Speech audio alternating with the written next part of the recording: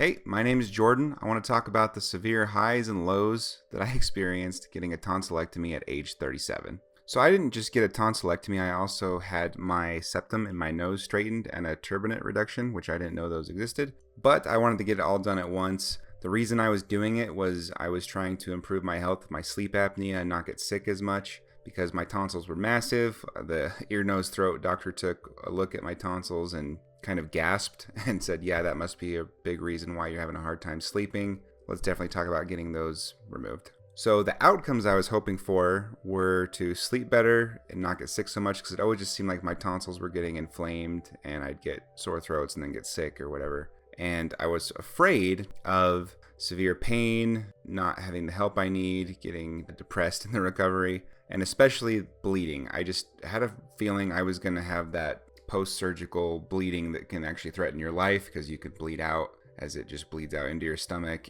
and you need to have it cauterized or otherwise stopped. And so I was really worried about that. I took 2 weeks off of paid time off, and if I could do it again, I would have probably taken a few more extra days just for a little me time, because they say that after 2 weeks you should be able to function as an adult again, like drive yourself around and be off of the opioids that help you with your pain relief. And that was the case for me in the end, but just a few extra days would have been nice. So one thing I did to stay organized was I made a Google sheet to share with everyone who was going to be helping me out, that listed out every day who was going to be helping me and caring for me. And the reason I did that is because, again, I was worried about bleeding out. As an adult, that's a higher risk, and I needed help getting food and taking track of my medicine, checking my throat, that sort of stuff.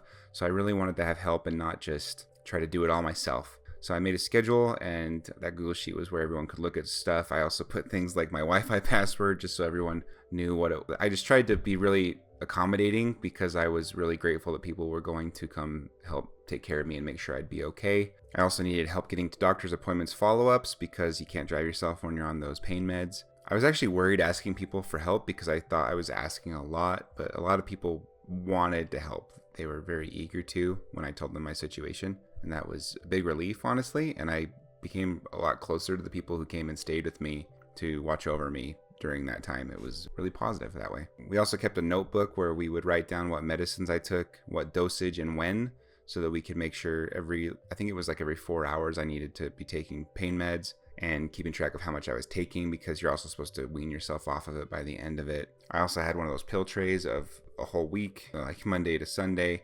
and morning to night, where you can put in the pills there so you can keep track of what you've taken and remember what you need to take, because it's all just kind of there in your pill schedule. I also tried to keep track of people who offered to bring me food, because not everyone can come stay with me and do that, but they still wanted to help. So I also was very welcome to people bringing me food. It was really sweet of them to do that. I really appreciate it. And also people just being willing to come visit me was really nice. And so I'm grateful that people wanted to spend time with me and just see how I'm doing. In preparation, I also got an adjustable bed, and I wanted to be able to sit upright. One, for my sleep apnea I'm trying to overcome. I just didn't want to be laying flat with all that pain in my throat and my nose. I just felt like it was going to be the worst if I had to sit flat. So I wanted to be propped up and not just with a bunch of pillows. So the adjustable bed was amazing. So now I'll talk about what surgery was like. The day in, I just got dropped off there, so I was by myself. It was kind of scary in that sense, because having someone with you was always more comforting. But when they're wheeling me back to the room after they'd gotten me ready and everything, I was just really nervous, because this surgery it just seemed like it was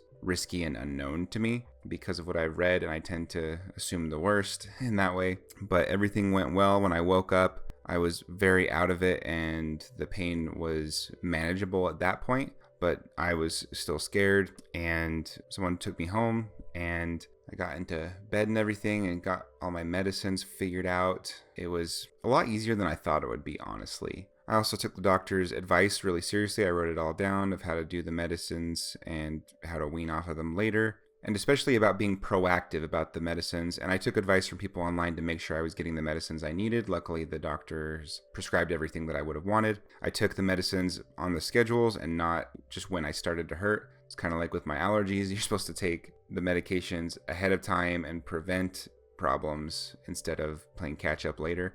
And that was advice I heard online too, is you don't want to play catch up with your pain management. You want to just stay ahead of it the whole time. And honestly, throughout the 2 weeks of the primary pain time, I wouldn't say my pain ever got above a 6 out of 10.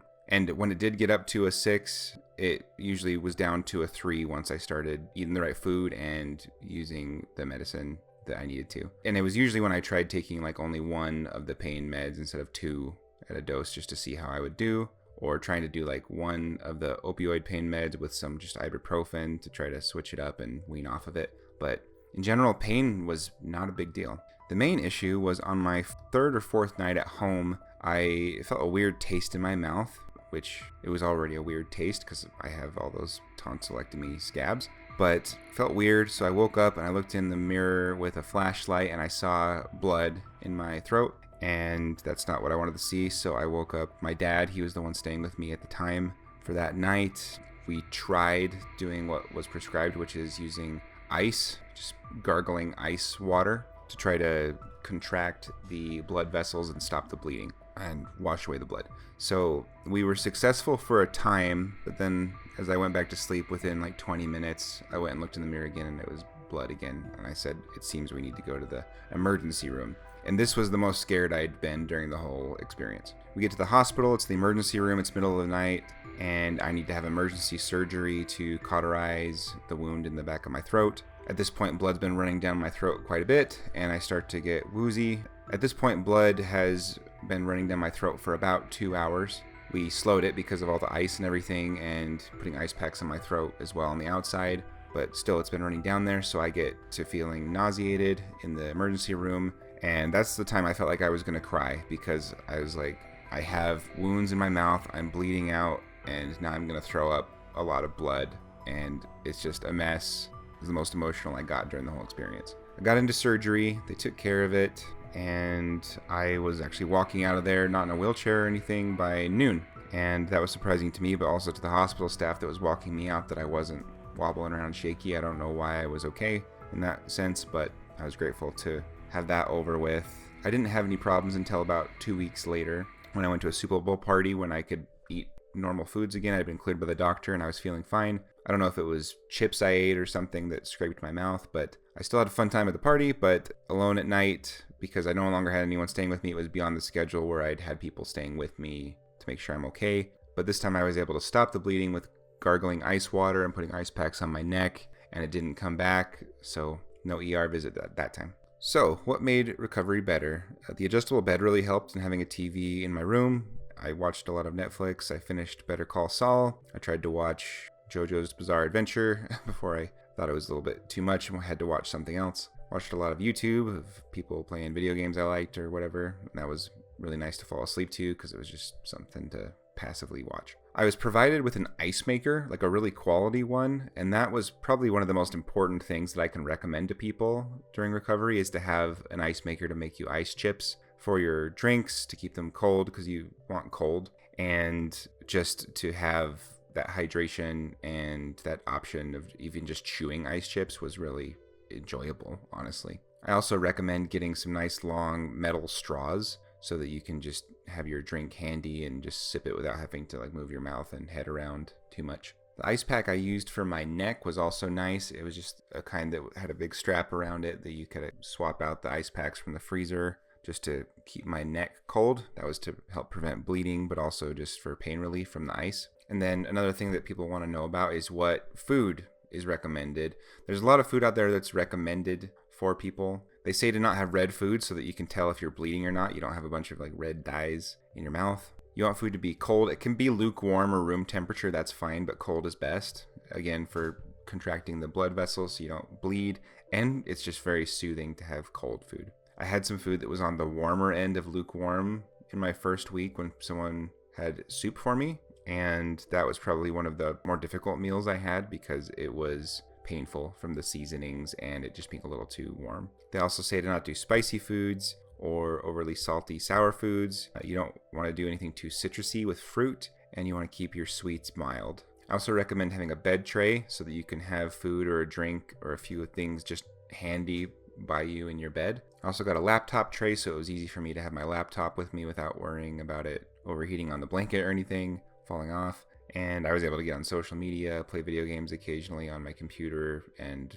that was fun. But honestly, I usually just liked watching TV. All right, so I made myself something of a tier list in retrospect of which foods were the best. The ones I didn't try that people recommended were chewing gum and grits. Foods that were bad, I would say, were Jello and the soup, even if it's cold soup. Soup tends to have more salt and seasonings than I realized, and that wasn't super good. And the chewing gum just didn't really have a need for that. Some foods that were okay were some like lemon Italian ice. That was a little too citrusy for me because it got me a little bit sore, but it was also really cold and icy, and that was soothing. And applesauce, also a little bit sweeter than I would have wanted it to be, but those were okay. Foods that were good, that I had a lot and I enjoyed them very much, were watered down Powerade, mashed potatoes with extra butter, pudding, yogurt, like pretty plain yogurts and puddings, banana smoothies were really good, especially if they're fresh and cold. Scrambled eggs, you let them cool off obviously, but those were really good, and it felt good to get some protein because especially the first few days, you're kind of on like it almost feels like a liquid diet for a little bit, so getting some protein when you can is really important. With the scrambled eggs, avocado was really good, so I bought avocados and then we cut it up and just mashed it in with the scrambled eggs to make it extra smooth, and that was really tasty and enjoyable. Macaroni and cheese, also top-notch meal option. Obviously let it cool off. Mashed up peas were also really good. I like those. But the best foods, the amazing ones, creamed honey. So not just like plain honey, but the creamed kind. I could just eat that with a spoon. Like sometimes I would just get a spoonful of it, turn the spoon upside down, and just like lick it onto my tongue. And that was often very soothing, good, and filling. That was just a good thing to passively have. And yeah, I could add it to other things that I'll mention here in a minute. Ice chips from the ice maker, really important. Popsicles that are not red and are pretty plain were also really good. Vanilla ice cream is one of the best things ever. Like if I was ever starting to have my pain get out of hand, I'd have some vanilla ice cream and I was like back down to manageable levels, and it was just so good. Also, cream of wheat, which I've barely ever had in my life. I had that with a lot of the creamed honey in it, and that was really good. That just felt very hearty and satisfying to eat. So that's pretty much my experience. I was back to dating, being a dad, back to work within a month, and that felt really good to be able to bounce back a lot better than I anticipated. And the outcomes I was hoping for, I've been able to sleep a lot better. I often wear an Aura ring. I don't know I think that's how it's pronounced. Aura ring to monitor my breathing and my oxygen levels in my blood at night, and my scores got better with that. And also follow-up sleep studies, I got a lot better. And there was still like some mild sleep apnea, but it was very much like on the safe side, you could say. With my septum in my nose, I've still had to keep my nose hydrated because it gets very dry. I live in a mountain desert climate and it just gets dried out. And so that was one of the main follow-ups from the ear, nose, throat doctors when I've gone to them, is that they often prescribe me to use some nasal sprays that won't dry out my nose, and there's some that do. I'm used to nasal sprays for my allergies already, but now I have a few different ones depending on if I'm taking them for allergies or dry nose issues. But overall, a very positive experience compared to what I was worried about. Even with the emergency room trip and the second surgery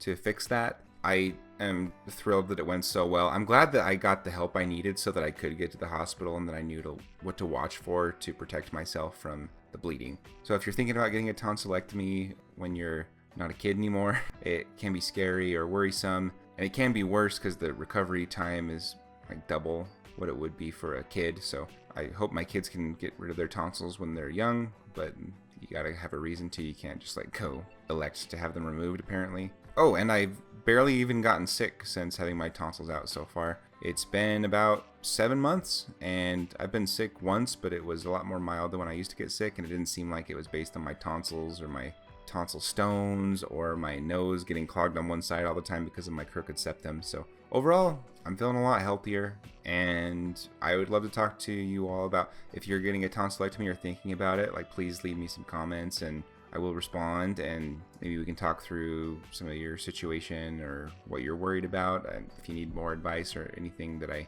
mentioned here that you want to know more about, or maybe something I didn't talk about, please let me know. I'd love to talk more. Good luck, everyone who's thinking about getting a tonsillectomy, and if you had a tonsillectomy and just wanted to hear my experience, let's compare notes and see what it was like. So, thanks. I'll catch you in the next video.